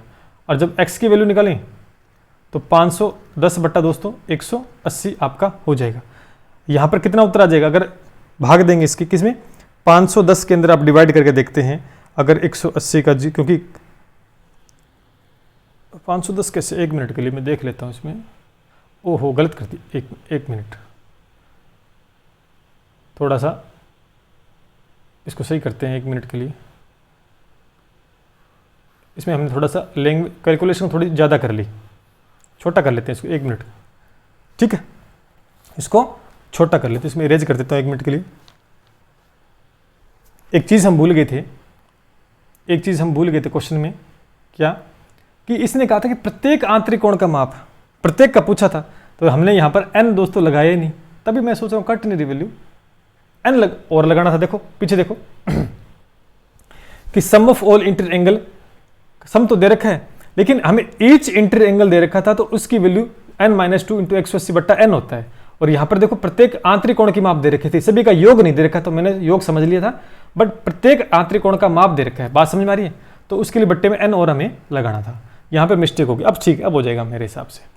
अब n को क्रॉस मल्टीप्लाई करता हूँ इसके नीचे मानकर, तो आप कहोगे सर, और 180 को इधर कर देता हूँ, तो आप कहोगे 180n तो ये आ गया, माइनस में 18 2 36 360 1 हो गया, बराबर में 150n आ गया। ठीक है, अब 180 है, इधर मैं 150 को लेकर माइनस का कितना बचेगा, 180 में से 150 जाएगा, आप कहोगे सर 30n बचेगा, और इधर जाएगा 360, 0 से 0 कटेगा, n बराबर कितना आ जाएगा, 12 3 36, n की वैल्यू दोस्तों 12 आ गई है। n की वैल्यू कितनी आ गई, आपको सर 12 आ गई, ठीक बात, अभी 12 आ गई है। अब देखेंगे, अब क्या निकालना है हमें, विकिरणों की संख्या निकालनी है। किसकी निकालनी है, विकिरणों की संख्या निकालनी है। तो भाई विकिरणों की संख्या के लिए क्या करते हैं, विकिरणों की संख्या में निकालनी है। तो फॉर्मूला क्या होता है विकिरण, n-3 अपॉन में क्या होता है 2, n की वैल्यू कितनी है 12, और 12 माइनस में 3 बट्टे में 2, आप 2 से कटे 6 2 12, आपको 6 और गुणा में 12 में से 3 कितना बच गया 9 बच गया, 12 में से 3 जाएगा 9 6 54। तो ये उत्तर आपका ए ऑप्शन हो जाएगा। ये उत्तर क्या हो जाएगा आपका, ए ऑप्शन दोस्तों हो जाएगा। बात समझ में आ गई अच्छे से। मैंने इसमें क्या किया, मैंने फॉर्मूले आपको लिखाए थे, ये जरूरी बहुभुज में ये फॉर्मूला अगर हमें याद नहीं है ना, तो फिर हम इसका उत्तर नहीं निकाल सकते, कुछ और तरीका कोई है ही नहीं इसका पॉलीगॉन का। तो हमने सीधा जो दे रखा था, प्रत्येक आंतरिक कोण की माप दे रखी थी 150, तो इसका मतलब ये n-2 इंटू 180 अपॉन में n इसके बराबर बिल्कुल होगी ना, इसके बराबर रखी जाएगी। यहाँ से n की वैल्यू निकाल लेंगे, और विकिरणों की संख्या के लिए जो फॉर्मूला था उसमें वैल्यू रखी है, और कुछ भी इसमें ज़्यादा खास नहीं किया है। आगे बढ़ते हैं, कुछ ऐसा ही प्रश्न अगले वाला है। नेक्स्ट क्वेश्चन आपकी स्क्रीन पे है, क्या कह रहा है देखिए, मार्कर ले लेता हूं मैं, कि बहुभुज की भुजाओं की संख्या ज्ञात करनी है, मतलब n की वैल्यू ज्ञात करनी है। और ये कह रहा है कि सभी आंतरिक कोणों का योग, अब की बार योग दे रखा है, पिछली बार तो प्रत्येक का दे रखा था, बट अब की बार है योग दे रखा है, हमने पिछली बार कर लिया था। तो योग दे रखा है, तो योग का सूत्र क्या होता है, n-2 इंटू में 180 होता है। बात समझ में आ रही है, n-2 इंटू में 180 होता है योग का, और योग ही हमें दे रखा है, तो इसके बराबर है 2160 डिग्री। कोई बड़ी बात नहीं, हम क्या करें, n-2 बराबर में क्या करें 2160 बट्टे में क्या करते हैं 180। आप कहोगे दोस्तों 0 से 0 कैंसिल आउट हो जाएगा, 0 से 0 कैंसिल आउट हो जाएगा, ठीक है। और 18 से डिवाइड हो रहे हैं क्या, बिल्कुल हो जाएगा। अगर इसको काटूँ मैं तो कटेगा ये 12 बार, ठीक है। तो n-2 बराबर कितना आ गया 12, और n बराबर आ गया 14, तो n की वैल्यू 14, यानी डी ऑप्शन आपका बिल्कुल सही हो जाएगा। डी ऑप्शन आपका बिल्कुल सही हो जाएगा, ठीक है। आ गया समझ में अच्छे से, कोई डाउट नहीं इसके अंदर, ठीक है भैया। खेल किसका था, फॉर्मूले का, खेल फॉर्मूले का इसमें था और कुछ भी नहीं था। आगे बढ़ते हैं इसी के साथ। अगला प्रश्न आपकी स्क्रीन के ऊपर है। नेक्स्ट क्वेश्चन देखिए, सारे अच्छे क्वेश्चंस लेके आया हूं मैं, सारे के सारे। कह रहा है कि एक आयत का विकिरण आयत की एक भुजा पर 25 डिग्री पर झुका हुआ है, मतलब ये एंगल आपको दे रखे हैं, यहाँ पर ये झुका हुआ है, और इन विकिरणों के बीच बना न्यून कोण, हमें इन विकिरणों के बीच में ना एक न्यून कोण बना हुआ है, उसकी वैल्यू हमें बतानी है। न्यून कोण की वैल्यू का मतलब होता है कि 90 डिग्री से कम होना चाहिए। क्या होता है 90 डिग्री से। तो देखो इसको हम डायग्राम में करने की कोशिश करते हैं। अब देखिए ये विकिरण जो है, यहाँ पर एक एंगल बन रहा है, आपको एक एंगल यहाँ पर बना है, और इन्हीं की वैल्यू हमें बतानी है। तो कहोगे सर ये तो वैल्यू निकाल सकते हैं, क्यों, क्योंकि आपको सर त्रिभुज ABC में, किसमें, त्रिभुज ABC के अंदर 25 प्लस में 25 प्लस में x को x मान लेता हूँ, बराबर में 180 कर सकता हूँ। क्या बात है, बिल्कुल कर सकते हो। तो x की वैल्यू कितनी आ जाएगी, 180 में से क्या जाएगा 50 माइनस 25, 25 50 माइनस, तो x बराबर कितना आ गया 130 आ गया। x की वैल्यू 130 आ जाएगी ना, 50 चला जाएगा तब, ठीक है भाई 130 आ गई। बट क्या ये न्यून कोण हो सकता है, क्या ये न्यून कोण हो सकता है, क्यों नहीं होगा, क्योंकि ये तो 90 से ज़्यादा आ गया। तो फिर हमें ये बताना पड़ेगा इसके पास वाला, तो इसके पास वाला निकालेंगे तो ये कितना आ जाएगा 180 में से फिर घट जाएगा, क्योंकि रेखिक कोण युग्म में 130 में से आप कहोगे 180 में से 130 जाएगा, तो उत्तर आएगा आपका 50 डिग्री, जो कि ऑप्शन नंबर बी हो जाएगा। सीधा साधा इसको हम इस क्वेश्चन में ही कर सकते थे। वास्तव में ध्यान रखना है कि न्यून कोण तो 90 से कम का होना चाहिए। हमने x की वैल्यू निकाली तो वो उत्तर हो सकता था, बट वहां पर वो 130 मान आ गया। अब न्यून कोण निकालना है तो इसके फिर पास वाले, क्योंकि इसी कोण पर झुके हुए हैं, ये भी तो इस दोनों विकेट इस पे झुके हुए हैं, तो फिर आपको पता है कि रेखिक कोण होता है, एक 130 है दूसरा 180 में से 130 को माइनस कर दो, फाइनल अपना आंसर आ जाएगा। ठीक है, नो डाउट। चलिए भी, और एक बार थोड़ा सा देख लें, वीडियो को पॉज करके दोबारा से देख लिया करें, आराम से चीज़ें समझ में आ जाएंगी आपकी। नेक्स्ट चलते हैं, अगला प्रश्न आपकी स्क्रीन के ऊपर है, क्या दे रखा देखिए। कह रहे कि समलंब की दो समांतर भुजाओं की लंबाई हमें दे रखी है और समांतर भुजाओं की बीच की दूरी दे रखी है। कोई बात नहीं, समांतर एक मैं बना लेता हूँ, जैसे सीधा सा है, इस प्रकार से एक समलंब चतुर्भुज बना लिया हमने। ठीक है, ये समांतर भुजाएं हैं, इनकी लंबाई एक की 53 दे रखी है, कोई बात नहीं, ये 53 है और ये 68 मान लेता हूँ। और इनकी बीच की दूरी का मतलब ये दे रखी है, इसकी ऊंचाई दे रखी है, ये दे रखी है अपन को 16 और इसका क्षेत्रफल निकालना है। तो भैया ये तो आप कर ही सकते हो। क्षेत्रफल का फॉर्मूला क्या होता है, 1/2 समांतर भुजाओं का योग, समांतर भुजाओं का योग गुणा में दोस्तों क्या होता है, h होता है। समांतर भुजाओं का योग तो 1/2, समांतर भुजा कितनी है आपकी, एक तो 53 है, प्लस में क्या है 68 है, मल्टीपल में कितना दे रखा है 16 दे रखा है, ये कट जाएगा, 8 2 16 हो जाएगा। अब इनको ऐड कर लो आप, कितना आ जाएगा 53 प्लस में हमें क्या करना है दोस्तों 68 करना है, ये दोस्तों 121 हो जाएगा। कितना हो जाएगा 121, मल्टीपल में 8 करना है, तो 8 1 8 8 2 16, 8 और 1 968, 8 2 16, एक मिनट क्या आ गया इसमें, एक मिनट 121 ही आए ना, 53 प्लस 68 121 ही होते हैं, 8 और 3 11, ठीक है भी, तो आ जाएगा ये 8 और 8 2 16, 16 कितना आ गया 6 और फिर 8 और 1 9 968, ठीक है 968 ही आएगा। 968 तो इसमें ऑप्शन ही नहीं है, 968 तो इसमें ऑप्शन ही नहीं है मतलब 928 दे रखा है, हो सकता है कि ऑप्शन प्रिंट हो। एक बार मैं दोबारा से चेक कर लेता हूँ इसको चेक करें क्या कि समांतर भुजाओं का योग 1/2 समांतर भुजाओं का योग 53 दे रखा है, एक तो 68 दे रखा है, और 53 और 68 को एक बार हम जोड़ के देखें अच्छे तरीके से, 53 और 68 को अगर हम जो देखते हैं तो 121 ही बनता है, कोई बात नहीं। और गुणा में हमें 16 दे रखा था, यानी भुजाओं के बीच की दूरी 16 दे रखी थी, गुणा में 16, तो ये 2 से कटा 8 2 16, 53 8 और 3 11 होते, 1 6 और 4 10 और 11 1 12 121 गुणा में 8 8 8 2 16, हासिल आपकी 1 बच जाती है, 8 और 1 968। तो आपका ऑप्शन नंबर ए ही मान लो आप, और इसको मैं क्रॉस कर देता हूँ, इसको क्रॉस कर देता हूँ, इसका यहाँ पर ऑप्शन में आप 968 कर लेना, 968 कर लेना, बिल्कुल ही ए आपका उत्तर दोस्तों हो जाएगा, ए ऑप्शन आपका बिल्कुल हो जाएगा। ठीक है, सिर्फ इसमें तो हमने फॉर्मूला दोस्तों लगाया था अगला क्वेश्चन देखते हैं, अगला प्रश्न आपकी स्क्रीन के ऊपर है। ठीक है, अगला प्रश्न आपकी स्क्रीन के ऊपर है, कह रहा है कि एक समचतुर्भुज का परिमाप दे रखा है। ठीक है भाई, समचतुर्भुज का परिमाप दे रखा है, किन्हीं दो समांतर भुजाओं की बीच की दूरी 15 मीटर है, समचतुर्भुज का क्षेत्रफल निकालना है। ठीक है, समचतुर्भुज का क्षेत्रफल आपको निकालना है। अब सीधी सीधी देखो, अब चतुर्भुज का क्षेत्रफल निकालना, तो इसका फॉर्मूला क्या होता है, दो समांतर में बना देता हूँ, पहले डायग्राम बनाते हैं फिर आपको बता देते हैं, फिर आप कर लेना इसको आराम से। देखिए ये बनाया हमने समचतुर्भुज, ठीक है, ए बी सी डी, इसने कहा इसका परिमाप का मतलब हो गया कि 4 गुणा में भुजा, आपको होगा सर 120, और यहाँ से आप कह सकते हो भुजा की वैल्यू कितनी आ गई है, 4 3 12 30 मीटर आ गई है, 30 मीटर दोस्तों आ गई है, बात समझ में आ गई, 30 मीटर आपकी आ गई है। ठीक है, कोई डाउट नहीं इसके अंदर।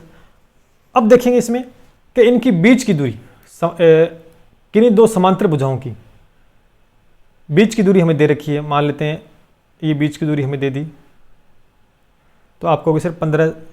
अब इसका क्षेत्रफल निकालना है, तो भुजा भी आपके पास आ गई है, मतलब ये कितनी आ गई आपको 30 मीटर। ठीक है, 30 आ गई और वो 15, तो भैया इसमें तो आप फिर निकाल सकते हो, इसका उत्तर आपके सामने है। ठीक है, कितना आएगा 450 आ जाएगा, क्योंकि लंबाई इंटू आधार हो जाएगा, क्षेत्रफल तो निकालना है, तो हमें ऊंचाई भी दे रखी है आधार भी दे रखा है, तो आपको सर आधार गुणा में ऊंचाई होता है, तो आधार कितना दे रखा है 30 और गुणा में 15, तो 15 ये 45 और 450, ऑप्शन नंबर ए आपका सही हो जाएगा। क्योंकि यहाँ विकिरण का देखो, समचतुर्भुज का क्षेत्रफल निकालने के लिए विकिरणों की जरूरत होती है वैसे फॉर्मूले में, बट हमें इसके अंदर समचतुर्भुज एक समांतर चतुर्भुज भी तो हो सकता है ना। चलिए, तो हमने इसे लंबाई जो ऊंचाई दे रखी थी और आधार दे रखा था। आधार कहाँ से निकाला? जो परिमाप 120 मीटर, परिमाप का मतलब सभी भुजाओं का दोस्तों योग होता है, उससे निकाल कर मैंने आधार और ऊंचाई, वहां से हमने इसका आधार गुणा ऊंचाई क्षेत्रफल वाला फॉर्मूला लगा के इसका उत्तर निकाल लिया है। ये भी आपको उम्मीद करता हूँ समझ में आ गया होगा। अगर नहीं आता है तो जब हमारा लाइव क्लास होगी दोस्तों, तब आप क्वेश्चन दोबारा पूछ सकते हैं, मैं आपको और एक्सप्लेन कर दूंगा। ये रिकॉर्डेड थी, ठीक है। नेक्स्ट क्वेश्चन आपकी स्क्रीन पर है, बताइए समचतुर्भुज के आसन कोणों के अनुपात 4:5 दे रखा है और बड़े और छोटे कोण के बीच अंतर कितना है। देखो, ये आपका एक समचतुर्भुज बना लिया मैंने, ठीक है, समचतुर्भुज बना लिया। आसन कोण का मतलब दोस्तों ये कोण, ये होते हैं आसन कोण। इनका अनुपात दे रखा है, ये 4 दे रखा है, ये 5 दे रखा है। लेकिन हमने क्या प्रॉपर्टी पढ़ी थी? हमने प्रॉपर्टी पढ़ी थी कि आसन कोण का जो योग होता है वो 180 होता है। तो आप कह सकते हैं इनका योग कितना हो गया? आप कहोगे सर 9 यूनिट योग हो गया इनका, तो बट 9 यूनिट नहीं, एक्चुअल में कितना है 180, क्योंकि ये पढ़ के आए हैं, क्योंकि शुरू में मैंने जो बेसिक करवाया था उन्हीं का मैंने प्रयोग किया है। तो 1 यूनिट की वैल्यू निकालो भैया, 1 यूनिट की वैल्यू कितनी आ जाएगी? 9 2 18, 20 डिग्री आ गई। अब 4, अब अनुपात में तो इसकी वैल्यू कितनी आ गई? इसको भी 1 यूनिट से मल्टीपल करो, तो 4 2 8 80 आ गया। इसकी कितनी आ गई? इसको भी 1 यूनिट से मल्टीपल करो, तो 5 2 10 यानी 100 आ गया। अब दोनों का डिफरेंस बताना है, तो डिफरेंस 100 माइनस 80 बराबर 20, तो इसका उत्तर भी दोस्तों 20 आ जाएगा। ये आपके सामने रहा, ठीक है, ये आपके सामने है। तो ये मेरे हिसाब से अच्छे से आपको समझ में आ गया। इसमें कुछ भी नहीं करना, सारे की सारी प्रॉपर्टीज, बेसिक प्रॉपर्टीज हैं, ये सारे मैंने आपको बताई हैं शुरू में। अगर वो आपको याद है तो प्रश्न हो जाएगा, फिर नहीं होगा। ज्योमेट्री बहुत ईजी है। ईजी दोस्तों तभी होती है जब क्या है, हमें उनके कंसेप्ट बिल्कुल क्लियर हो। तो ये थे दोस्तों आज के क्वेश्चंस, आपने देखा। और चतुर्भुज से रिलेटेड थ्योरम्स जो मैंने आपके सामने रखी, कुछ क्वेश्चंस मैंने रखे, और आगे जो सर्किल का आएगा उसमें हम इनके क्वेश्चन ज़्यादा डिस्कस करें, क्योंकि चतुर्भुज के जो क्वेश्चन है ना, चतुर्भुज के जो क्वेश्चन है वो सर्किल से जुड़े हुए होते हैं। सर्किल में ज़्यादा जोड़कर पूछे थे, 2 आकृतियां देकर, तो वहाँ पर और क्वेश्चंस की हम प्रैक्टिस कर लेंगे। तो कल का पार्ट जो रहेगा वो सर्किल का रहेगा। और चतुर्भुज मैंने आपको बता दिया था शुरू में, जो मैंने आपको प्रॉपर्टीज बताई थी, शुरू में मैंने जो आपको प्रॉपर्टीज दोस्तों बताई थी, कहाँ गया वो, 1 मिनट, शुरू में जो मैंने आपको प्रॉपर्टीज बताई थी, ये सारी की सारी जो हम ना ये डिस्कस, ये सारी दोस्तों आपको ध्यान में रखनी है। ये सारी अगर ये हमें याद नहीं है ना तो फिर गड़बड़ हो जाएगी, ये याद नहीं फिर हमें गड़बड़ हो जाएगी, और फिर अगर गड़बड़ हो गई तो फिर आपको पता ही, फिर उत्तर अपना गलत हो जाएगा। ठीक बात है। देखो मैंने आंतरिक कोण बताया था ना, ये देखो ये रहा, ये देखो कोण 1 + कोण 2। अभी जो लास्ट वाला क्वेश्चन किया है इसके बेस पे किया है, 1 + 2 यानी आपके सामने है बिल्कुल कि समांतर जो कर्मागत कोणों का योग 180, अभी बताया था मैंने, इसी का मैंने प्रयोग किया है। तो ये थी आज की क्लास। बताओ कमेंट करके कैसे रही, कमेंट करके जरूर बताएं कि कैसे रही आज क्लास। रिकॉर्डेड थी बट बहुत अच्छे से मैंने एक्सप्लेन किया है। मेरी पूरी कोशिश थी कि चीज़ों को बहुत मैं आराम से समझा पाया आपको। और फिर भी कहीं अगर आपको लगता है कि समझ में नहीं आए तो कमेंट के द्वारा दोस्तों आप फिर हमें क्वेश्चन पूछ सकते हैं, और मैं लाइव के दौरान आपको जरूर दोस्तों बताऊंगा। ठीक है, तो चलते हैं, कल मिलेंगे दोस्तों। और ये आपकी टेस्ट सीरीज एक बार फिर से बता देता हूँ, 51 रुपये पे है। आराम से आप हमारे एप्लीकेशन को डाउनलोड कर लीजिएगा, देन वहाँ पर आपको होम पेज पे मिल जाएगी। 51 रुपीज़ के अंदर आपको मिल रही है, बहुत ही बढ़िया है, बहुत अच्छे क्वेश्चंस हैं, रिव्यू बहुत अच्छे हैं, आप देख सकते हैं जाकर। ठीक है, चलिए मिलते हैं इस उम्मीद के साथ दोस्तों। जय हिंद, जय भारत। और कल करेंगे सर्किल का टॉपिक।